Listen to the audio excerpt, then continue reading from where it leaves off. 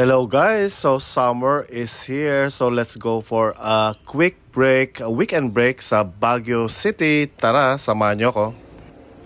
Okay guys, so we booked the bus to Baguio from Victory Liner sa may Cubao yan guys. So pag nag-book ka ng first class or sleeper bus, meron kang free access doon sa may lounge nila while waiting for boarding sa biyahe ninyo papuntang Baguio City.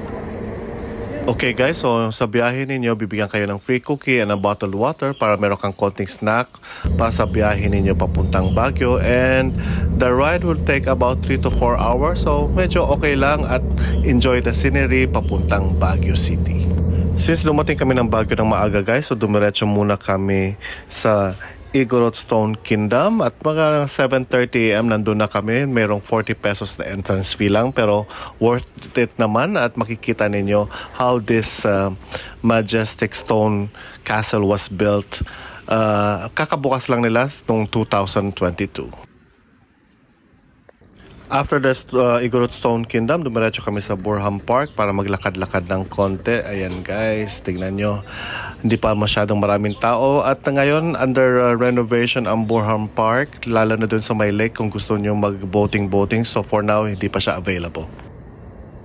After that, dumiretso kami sa SM Baguio. Eto guys, wow. Kitang-kita nyo ang view from the mall ng Baguio. And then dumiretso kami sa Mines View Park. I suggest guys, pumunta kayo ng Mines View Park ng maaga kasi sa bandang hapon mas marami ng tourist na namamasyal sa Mines View Park.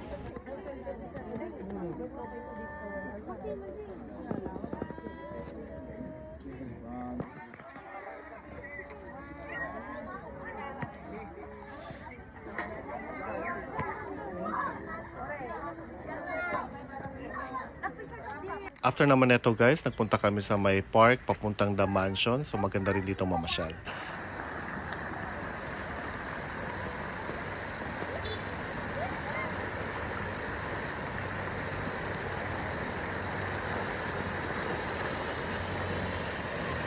Tapos ayan na guys, so time to check in at 2 PM. Nandito kami sa Tree House.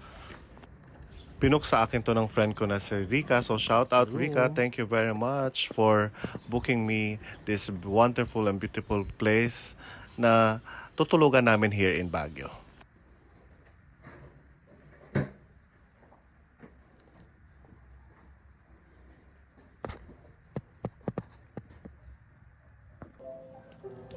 Tapos sa gabi guys, dito sa Tree House, pwede sila mag-set up sa inyo ng bonfire. You can have dinner or have wine para meron na mga konting tsekahan at konting relax time while you are staying here in Baguio. Mas magandang vibes. Game na magbibig.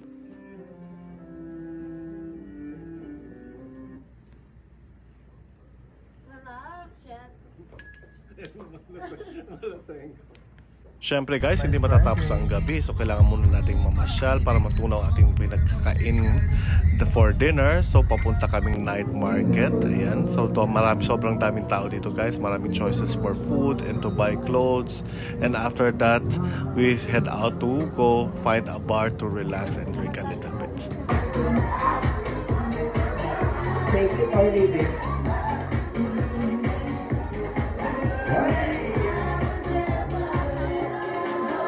Okay, day 2 na guys. Nandito tayo sa Camp John Hay. So para mag-ikot-ikot muna tayo dito guys. Medyo na-overdress yata ako. Kala ko nag-snow sa Baguio. Anyways, enjoy ang scenery. Dito tayo sa Camp John Hay.